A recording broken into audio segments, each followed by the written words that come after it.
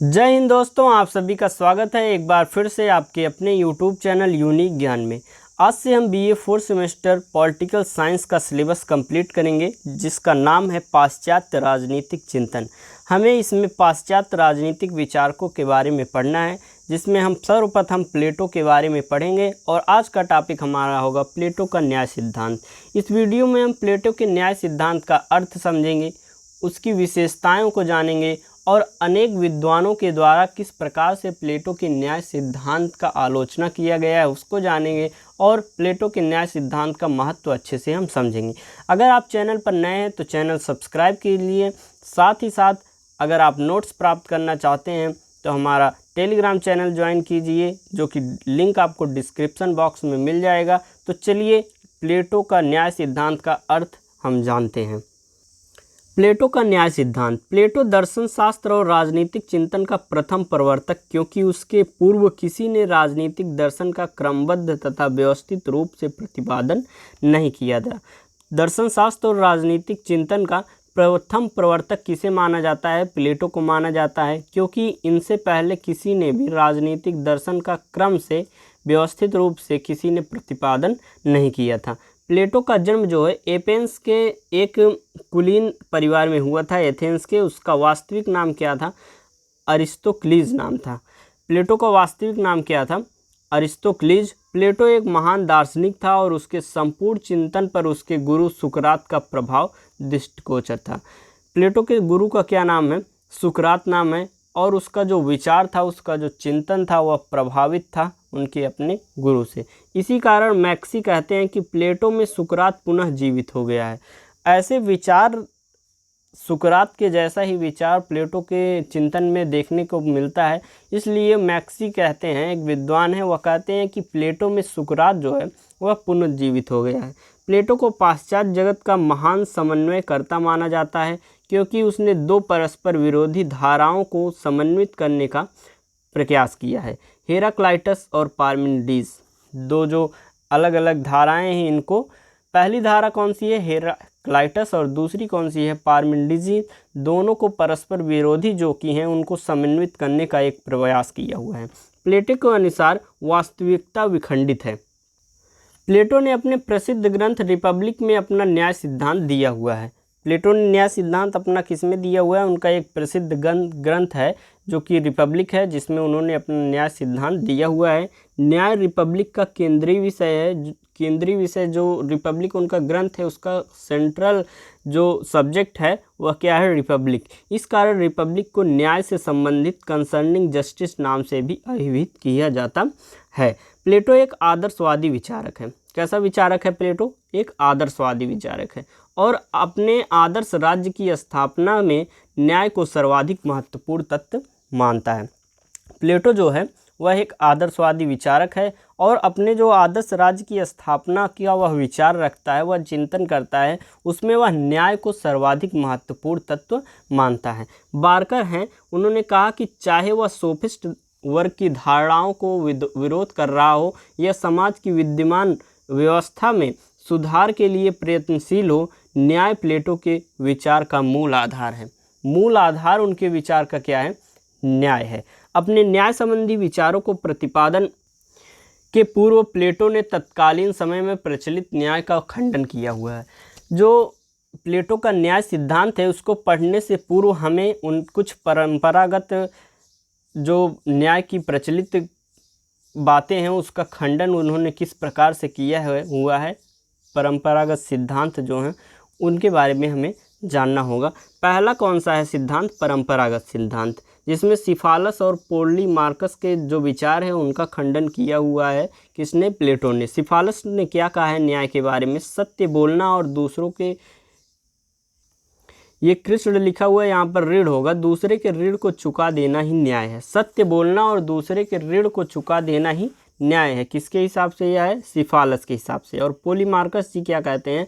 वह कहते हैं मित्र के साथ श्रेष्ठ और शत्रु के साथ घृणित व्यवहार करना न्याय है। सिफालस की बात को उन्होंने खंडित करते हुए लिखा है कि प्लेटो इस न्याय की धारणा का खंडन करते हुए ये दोनों के सिद्धांत दोषपूर्ण और अनुचित बताता है। इन दोनों ने न्याय का जो सिद्धांत दिया हुआ है परंपरागत न्याय सिद्धांत में, उसको दोषपूर्ण और अनुचित प्लेटो ने कहा है सत्य बोलकर और ऋण अपने देश की गुप्त जानकारी देना, अन्यथा अन्याय स्वस्थ मित्र से अस्त्र लें और बाद में वह मिल स्वस्थ मनोवृत्ति का न रह जाए मित्र वापस लौटाना ठीक नहीं है।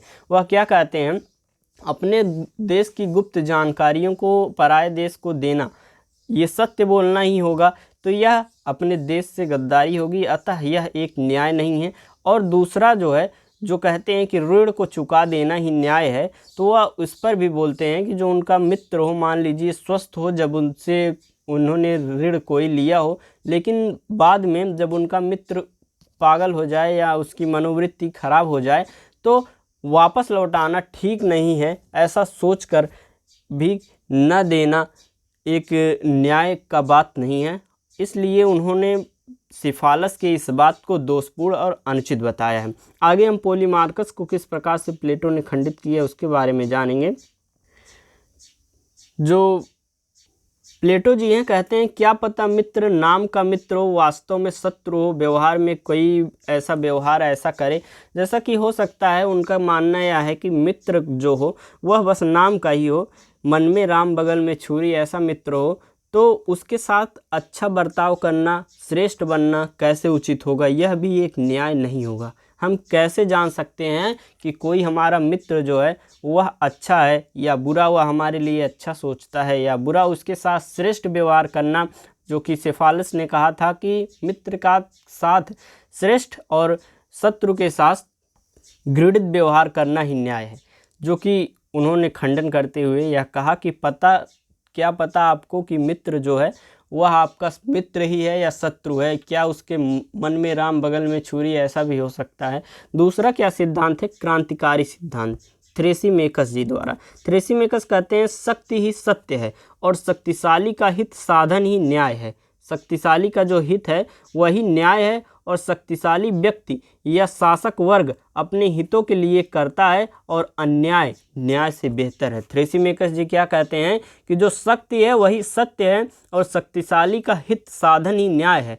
उनका मानना है कि अन्याय जो है वह न्याय से बेहतर है। इसको खंडन करते हुए प्लेटो जी कहते हैं शासन एक कला है और शासक का कर्तव्य जनता के कष्टों को दूर कर उनके हित में कार्य करना है।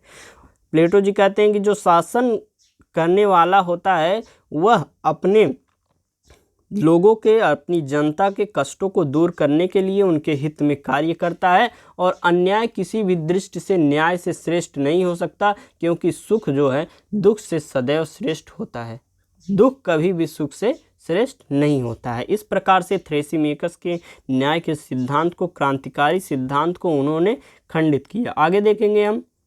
अगला है कार्यकरण सिद्धांत, जो कि ग्लाउकन जी ने इसमें कहा है। ग्लाउकन जी का कहना है कि न्याय एक कृत्रिम वस्तु है, ना कि नेचुरल या नहीं है, प्राकृतिक नहीं है, वह एक कृत्रिम वस्तु है, मनुष्य द्वारा बनाई गई वस्तु है। इसका आधार कोई सार्वभौमिक नियम न होकर निरंतर बदलती हुई परंपराएं हैं। इस प्रकार न्याय भय का शिशु है। उनका क्या मानना है, जो डर है उसका छोटा रूप ही न्याय कहलाता है।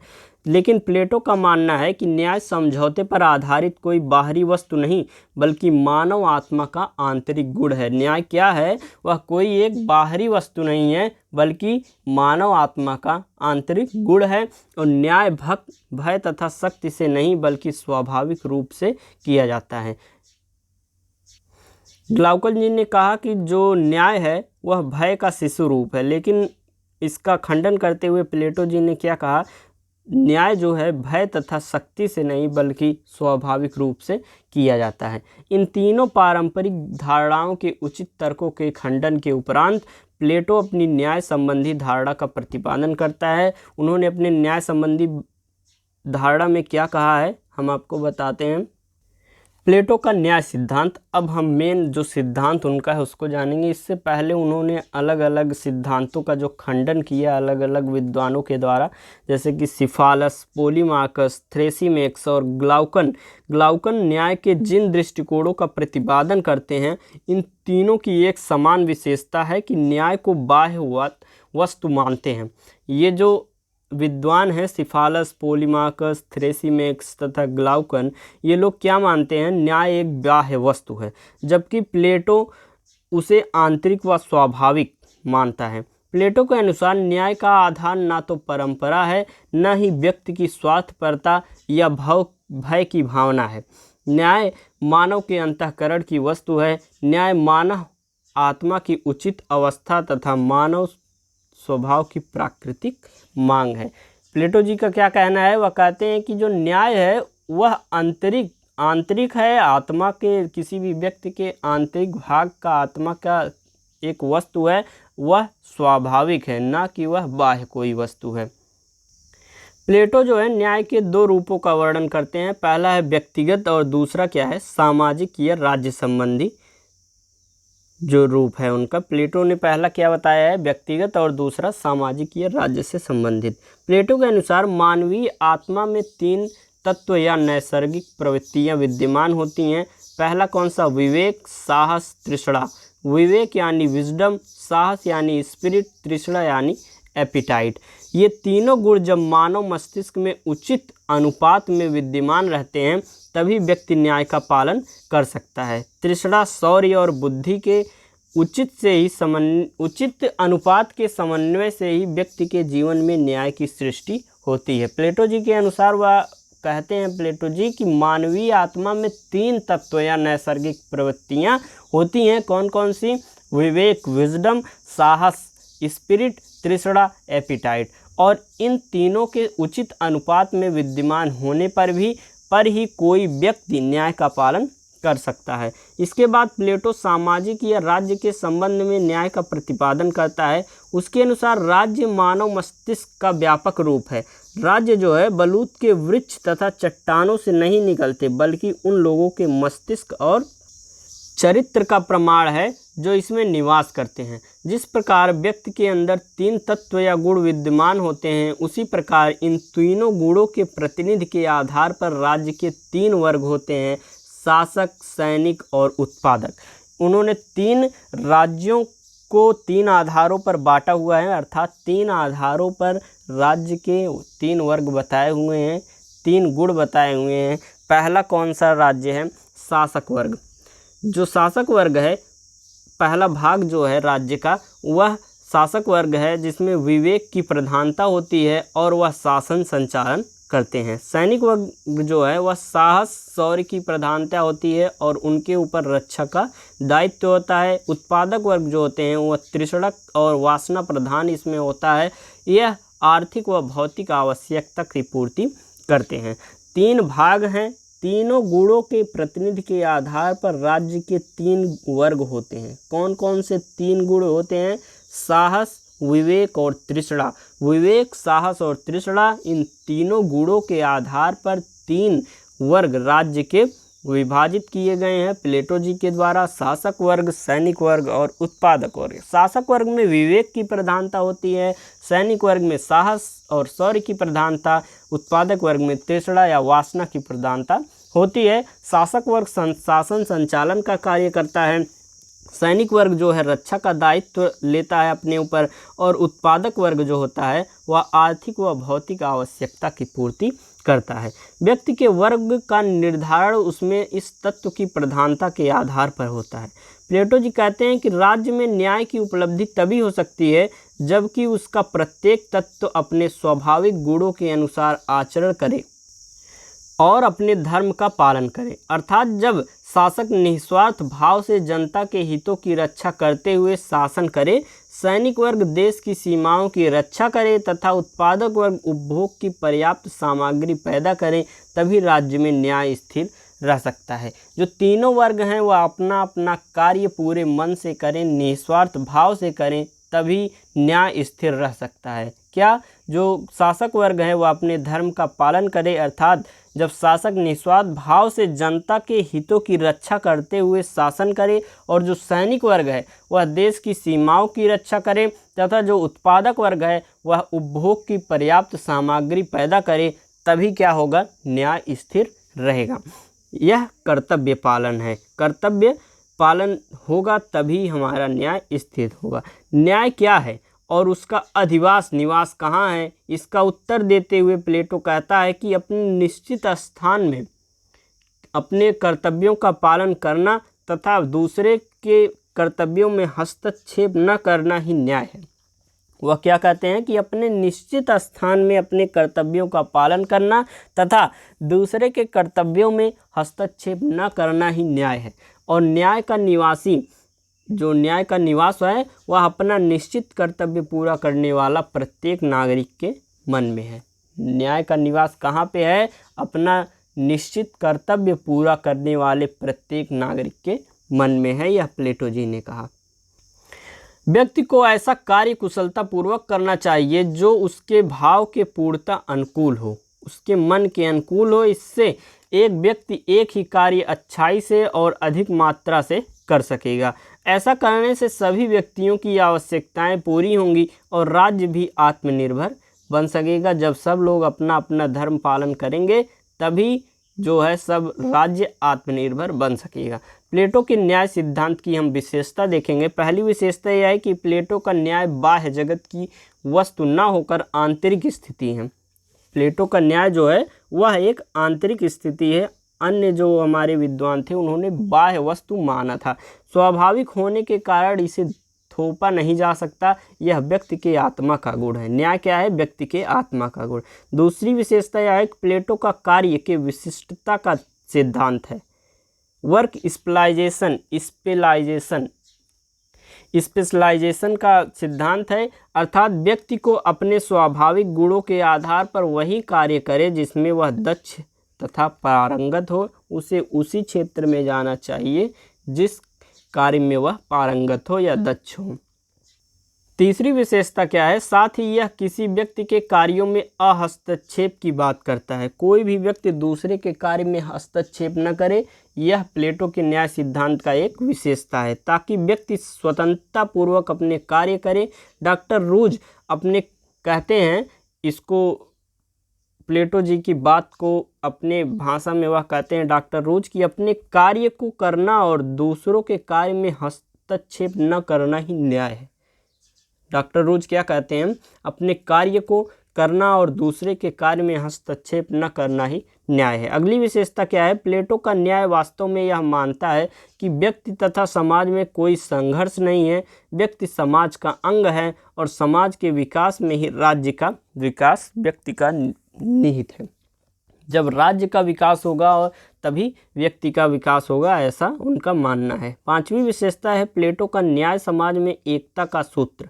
प्लेटो का न्याय सिद्धांत सीधा, समय व परिस्थितियों सरल परंतु तत्कालीन, इसका बहुत महत्व है। आगे देखेंगे हम प्लेटो के न्याय सिद्धांत की आलोचना।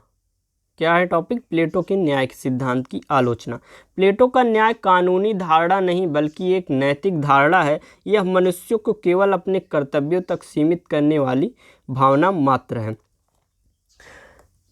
एक यह आलोचना हुई। दूसरी आलोचना है कार्य विशेषीकरण से व्यक्ति की प्रतिभा का हनन होता है। जब किसी कार्य के विशेषीकरण से किसी का वर्ग चुना जाएगा, जैसे कि जो साहसी होगा उसे सैनिक वर्ग में, जो विवेकशील होगा उसे शासन वर्ग में दिया जाएगा, तो कोई कोई व्यक्ति ऐसा होता है जो अनेक कार्यों में विशेषीकरण उसका होता है, मतलब अनेक कार्यों में वह कुशल होता है, तो उसकी प्रतिभा का एक प्रकार से हनन होगा। इस प्रकार से आलोचना की गई है और उसका सर्वांगीण विकास संभव नहीं हो पाता। अगली जो आलोचना है केवल व्यक्ति के कर्तव्यों पर बल, उसके अधिकार पर कोई ध्यान नहीं। जो उसका कर्तव्य है उसी पर ध्यान दिया गया है न्याय के सिद्धांत में। प्लेटो के न्याय सिद्धांत में उसके अधिकार पर कोई ध्यान नहीं दिया गया है। ये एक प्रकार से आलोचना की गई है। चौथी आलोचना यह है कि इस सिद्धांत में मनुष्य के 3 गुणों के आधार पर समाज को 3 वर्गों में विभक्त कर दिया गया है, लेकिन गुणों के निर्धारण का आधार क्या होगा उसके संबंध में नहीं बताया गया है। किस प्रकार से उनके गुणों का निर्धारण किया जाएगा प्लेटो के सिद्धांत में यह नहीं बताया गया है। पांचवा है प्लेटो के न्याय सिद्धांत को वर्तमान समय के बड़े तथा अधिक जनसंख्या वाले राज्यों पर लागू नहीं किया जा सकता है। जब यह चिंतन किए थे उस समय जो राज्य होते थे बहुत छोटे हुआ करते थे। आगे देखेंगे हम। छठा है इससे समाज में एकता नहीं बल्कि वर्गीय आधार पर बिखराव होने की संभावना है तथा वर्गीय आधार पर विशेषाधिकारों को उचित नहीं ठहराया जा सकता। अगली आलोचना है इस सिद्धांत का सबसे बड़ा दोष यह है कि यह राज्य में केवल एक वर्ग को शासन सत्ता देकर अन्य वर्गों का शासन से वंचित कर देता है, जिससे शासन की निरंकुशता की संभावना होती है। एक प्रकार से बस शासन वर्ग जो है उसको ही शासन करने की सत्ता देकर अन्य वर्गों को जो है शासन से वर्जित कर दिया गया है और वंचित कर दिया गया है। इससे क्या होगा कि शासन की निरंकुशता की संभावना होगी। अगर हम कुल मिलाकर प्लेटो का न्याय सिद्धांत एक कानूनी व वैधानिक धारणा न होकर एक नैतिक सिद्धांत है, जो तत्कालीन एथेंस की में एकता, सामंजस्य तथा व्यवस्था की दृष्टि से अपरिहार्य है। इस दृष्टि से ही हमें इसको पढ़ना चाहिए, जिससे हमें अच्छी सीख मिलेगी। ये था हमारा प्लेटो का न्याय सिद्धांत, जो कि हमने बताया। आज हमने आपको पहला चैप्टर एक मात्र समझ लीजिए ऐसा पढ़ा है, पाश्चात्य राजनीतिक विचारक का। प्लेटो के दो अलग अलग सिद्धांत हैं। साम्यवाद उनका है, आदर्श राज की भावना जो है, और एक दार्शनिक राजा के रूप में प्लेटो को 3-4 वीडियोस में आपको और बताया जाएगा। 3-4 लेक्चर्स में प्लेटो के बारे में ख़त्म होगा, फिर अन्य विचारकों के बारे में आपको अच्छे से समझाया जाएगा। नोट्स प्राप्त करने के लिए इसको आप टेलीग्राम चैनल ज्वाइन कर सकते हैं, जिसका लिंक आपको डिस्क्रिप्शन बॉक्स में मिल जाएगा। और कमेंट करके ज़रूर बताएं कि आपको समझ में आया या अच्छे से, या फिर एक अलग वीडियो आपके लिए बनानी पड़ेगी। धन्यवाद, मिलते हैं अगले वीडियो में।